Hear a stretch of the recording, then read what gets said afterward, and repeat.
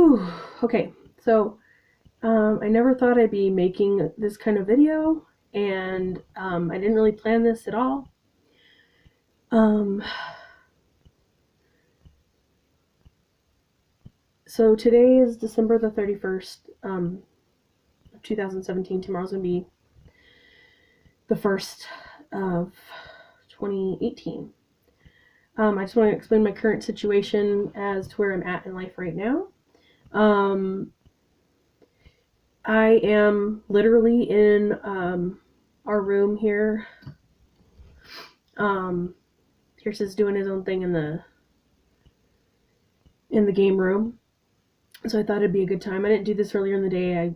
I kept myself distracted. I had thought about doing this about a week or so ago, or maybe even before then. I don't know.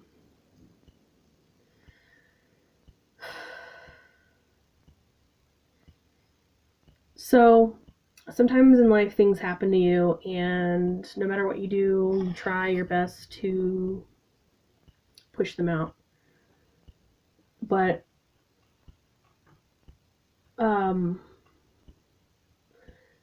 sometimes they just keep popping up and they cause a lot of stress and anxiety and manifest themselves in a certain way. And other people can't really understand it. So that was the air freshener. This channel never grew or anything like that. I really only do these videos for myself, for fun. This is not going to be a fun video, if you can't already tell. So it's going to be like the 10th anniversary of something very awful happening to me. So I kind of wanted to talk about it. This is something I haven't revealed to most of the members of my family, including my parents, for certain reasons. Because a lot of the time you want to spare people feeling the things that you feel.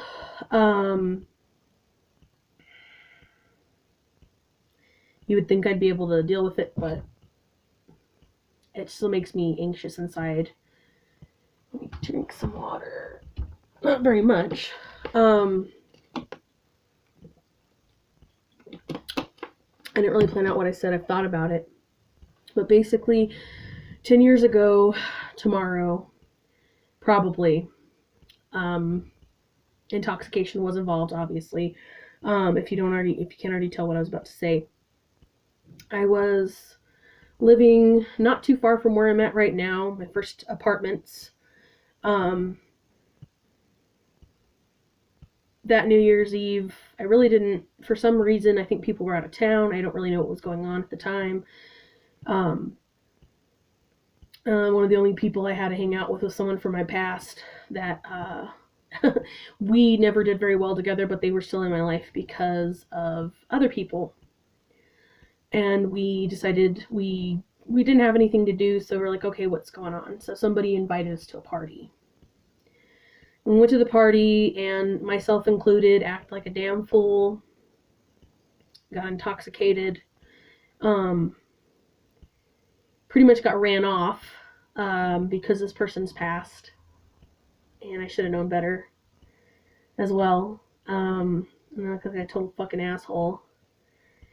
So we left and stumbled home to my house again, and I was not doing very well, and I ended up going to the bathroom and throwing up, and going to the bathroom and passing back out on my bed, and this person was still there, and I was like, fuck it, I don't care what you do. I remember, all I'm going to get into is the fact that I was taken advantage of while I was sleeping. Music was blaring loudly, I remember. I'm not going to say anything else other than that. I'm not going to cry because it happened so long ago. And I don't like to go over the details, but that's what happened. And phone call was made because of the festivities of the holiday. And that's when it was like, get the fuck out of my house. Now, of course, I didn't report anything because, of course, I was intoxicated, and um, just the way that looks to other people. I didn't tell anyone besides my friends. I didn't tell my parents for reasons.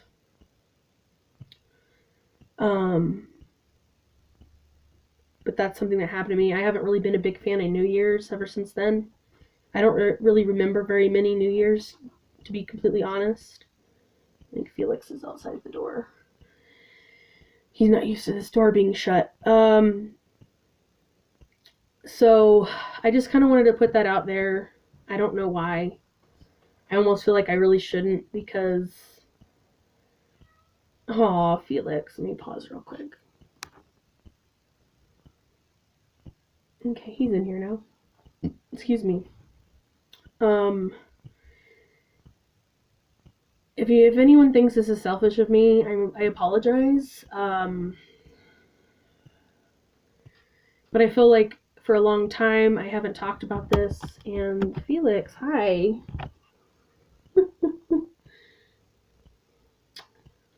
Such a good boy. He always wants to sit on my tablet. I feel like I need to get it out there to leave it in order to move forward. Right now, I'm not in the best place. I mean, I've been in worse places. I have a place to live, and I have my kitties, and I have my home, and I have Pierce. But right now, I don't have a job. Due to my own actions, I lost my job on the 22nd of December. Now, this is gonna sound wackadoo, because I'm like straight up an atheist, but for the longest time after that, I kept seeing the same numbers over and over again. I want to preface this with the fact that I've always been kind of superstitious anyways. And some people think that numerology is like devilish and, not Christian. But I always saw the numbers 222. I still continue to see those numbers. I still see 1111. I still see the number 911. And I think it's just like, it just syncs up every time I look at a clock more than anything. And some people might say, oh, well, you just look at the clock a lot. I don't know. But doing a little bit of research, I feel like the number 222 fits because balance. That's what it's supposed to mean. It's supposed to mean balance. And I was terminated from my job of about 7 years on that date, 12/22. And I feel like maybe it's for me to seek balance, because I wasn't happy there for some time. I really enjoyed what I did for the most part, but I can say for the last couple months, or at least the last month of that job, that I did not do my best. I knew I could do better. I know a lot of people related with me on certain issues with that job, not making it an easy task because of some of the changes that were made. I'm not going to go into that. And then the numbers 1111, which is always like a make-a-wish thing, because I'm superstitious. Those numbers have something to do with your being a light worker, basically someone who's supposed to bring out goodness in the world. And I've always felt like that was something I could do, and with my mental health issues not being under control, I don't feel like I can do that to my full potential. sometimes. I wasn't taking my medication um, as I wasn't taking it as needed, and I always thought that was the silliest thing when I heard people talk about, family members doing that. And for me, it wasn't like, oh, I'm taking it, I feel fine, I'm gonna stop. It was more like I'm not being responsible enough to make sure that I have what I need to have and going to my appointments. Because sometimes it's a hassle. I'm not a creature of habit. I fall out of habits. I don't finish tasks a lot of the time.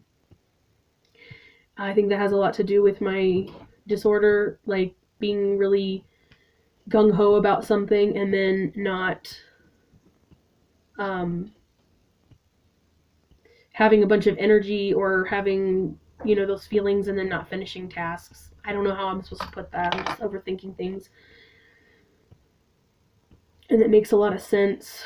Right now, I'm not going to have insurance. That's my fault. I can't afford to pay. Like, they can prolong the insurance, but there's like a really high deductible and everything. So right now, without a job, I can't really afford that. I am lucky that some people have helping me, and also that I got a little more on my last check than I expected to get. So that should carry me through for a decent amount of time. There are certain obstacles in my way right now. I'm not going to get into, that's too personal. But I just wanted to put that out into the universe, not to hurt anybody. And I hope people understand. I just want to leave that. I know I will never be able to leave that completely. But I don't want to feel this total damper on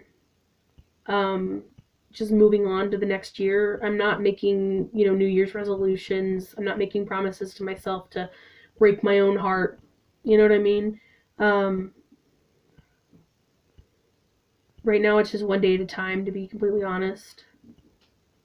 And I'm not the easiest person to get along with, and I know that. So, with that being said, I'm putting these on dramatically.